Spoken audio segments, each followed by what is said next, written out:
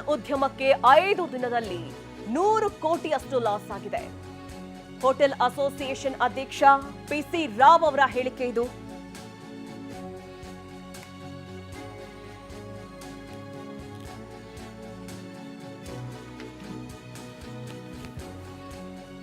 ನೋಡಿ, ಹೋಟೆಲ್ ಉದ್ಯಮಕ್ಕೆ 5 ದಿನಗಳಲ್ಲಿ 100 ಕೋಟಿಯಷ್ಟು ಲಾಸ್ ಆಗಿದೆ.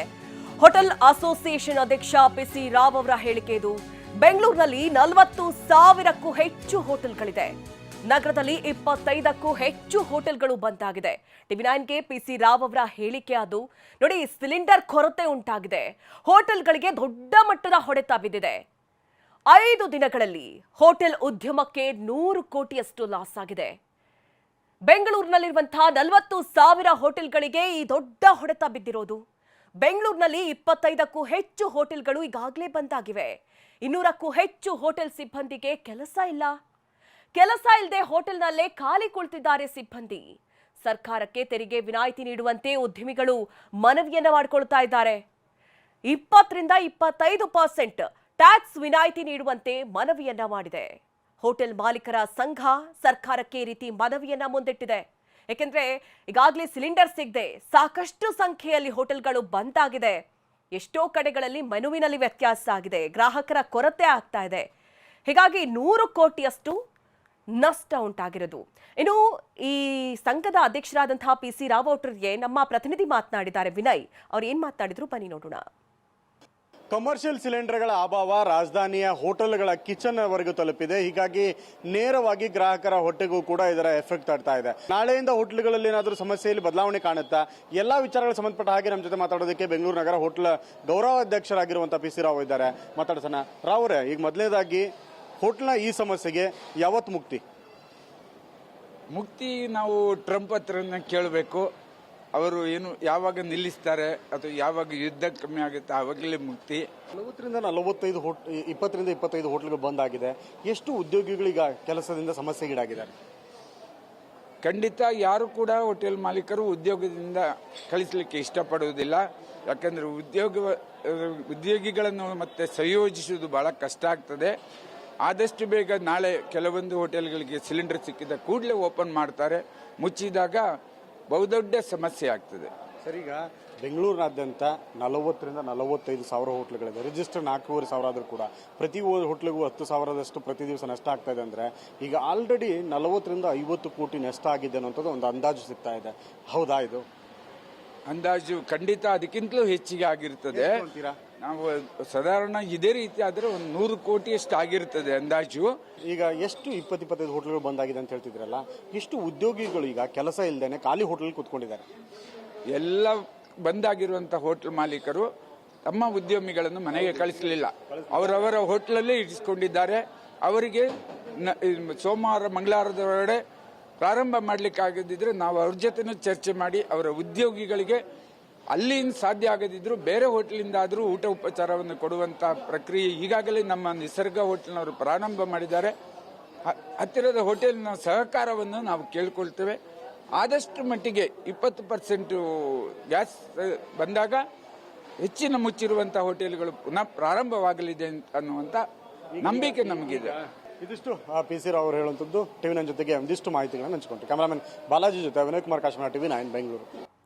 ಇನ್ನು ಕಾಳಸಂತೆಯಲ್ಲಿ ದುಪ್ಪಟ್ಟು ಹಣ ನೀಡಿ ಸಿಲಿಂಡರ್ ಅನ್ನ ಖರೀದಿ ಮಾಡಬೇಕಾಗಿದೆ. 1,700 ರೂಪಾಯಿಗೆ ಸಿಗ್ತಾ ಇದ್ದಂತಹ ಸಿಲಿಂಡರ್ ಈಗ 4ರಿಂದ 5 ಸಾವಿರ ಕೊಟ್ರೆ ಸಿಲಿಂಡರ್ ಸಿಗ್ತಾ ಇದೆ. ರಾಜಾಜಿನಗರದ ಮಾರುತಿ ಮಿಲಿಟರಿ ಹೋಟೆಲ್ ಸುಭಾಷ್ ಈ ಬಗ್ಗೆ ಮಾಹಿತಿ ಕೊಟ್ಟಿದ್ದಾರೆ. ದುಪ್ಪಟ್ಟು ಹಣ ನೀಡಿ ಸಿಲಿಂಡರ್ ಖರೀದಿಸಿ ಅಡುಗೆ ತಯಾರಿ ಮಾಡಲಾಗ್ತಾ ಇದೆ.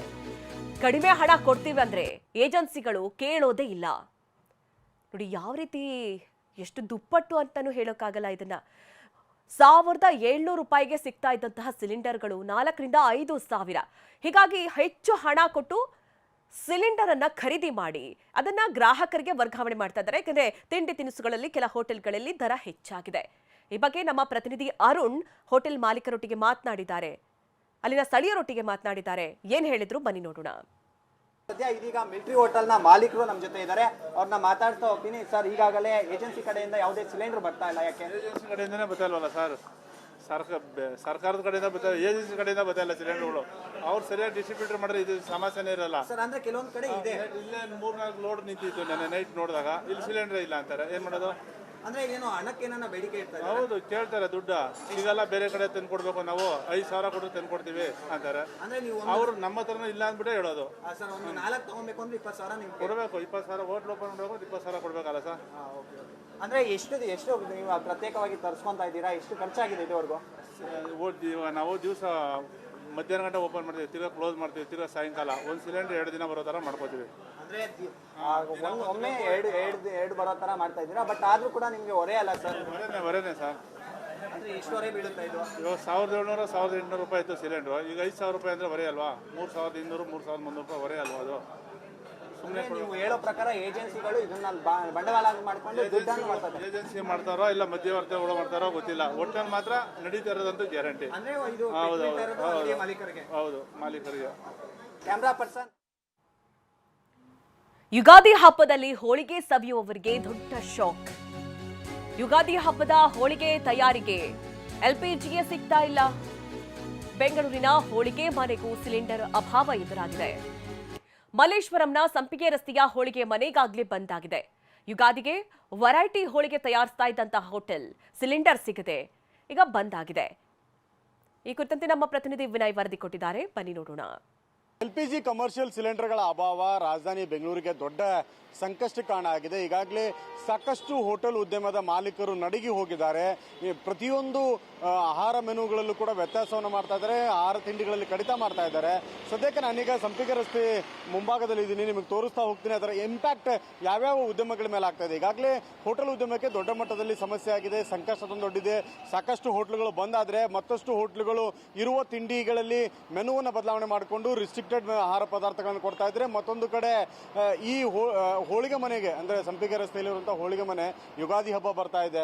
ಹಬ್ಬದ ಸಮಯದಲ್ಲಿ ಸಾಕಷ್ಟು ಹೋಳಿಗೆಯನ್ನು ಖರೀದಿ ಮಾಡುವಂಥದ್ದು, ಹಬ್ಬದ ಸಂದರ್ಭದಲ್ಲಿ ವೆರೈಟಿ ಹೋಳಿಗೆಗಳನ್ನು ಸಿದ್ಧಪಡಿಸುವಂಥದ್ದು ಕೂಡ ಕಂಡು ಬರುತ್ತೆ. ಆದರೆ ಸದ್ಯಕ್ಕೆ ಹೋಳಿಗೆ ಮನೆಯಲ್ಲಿ ನೀವು ನೋಡ್ಬೋದು ವಿವಿಧ ಖಾದ್ಯಗಳು, ಬಾದಾಮಿ ಹೋಳಿಗೆ, ಡ್ರೈ ಫ್ರೂಟ್ಸ್ ಹೋಳಿಗೆ, ಖರ್ಜೂರ ಹೋಳಿಗೆ, ಸಿಹಿ ತಿನಿಸುಗಳು, ಕ್ಯಾರೆಟ್ ಹೋಳಿಗೆ, ಈ ರೀತಿಯಾಗಿ ವೆರೈಟಿ ಹೋಳಿಗೆಗಳನ್ನು ಮಾಡಲಾಗುತ್ತೆ. ಜೊತೆಗೆ ಇಲ್ಲಿಂದ ಬೇರೆ ಬೇರೆ ಭಾಗಗಳಿಗೂ ಕೂಡ ಹೋಳಿಗೆಯನ್ನು ಬೆಂಗಳೂರಿಗೆ ಖರೀದಿ ಮಾಡ್ತಾರೆ. ಯಾಕಂದ್ರೆ ಹಬ್ಬದ ಸಂದರ್ಭದಲ್ಲಿ ಹೋಳಿಗೆ ಒಬ್ಬಟ್ಟಿಗೆ ಸಾಕಷ್ಟು ಡಿಮ್ಯಾಂಡ್ ಇರುತ್ತೆ. ಹೀಗಾಗಿ ಇಂತಹ ಸಂದರ್ಭದಲ್ಲಿ ಅವರು ಹೆಚ್ಚಿನ ಸಮಯವನ್ನು ರನ್ ಮಾಡ್ತಾರೆ. ಆದರೆ ಈಗ ಕಮರ್ಷಿಯಲ್ ಸಿಲಿಂಡರ್ ಅಭಾವ ಎದುರಾಗಿರುವಂಥದ್ದು. ಹೀಗಾಗಿ ನೀವು ನೋಡ್ಬೋದು ಸಂಪೂರ್ಣವಾಗಿ ಈ ಒಂದು ಹೋಳಿಗೆ ಮನೆಯನ್ನ ಕ್ಲೋಸ್ ಮಾಡಿರುವಂಥದ್ದು.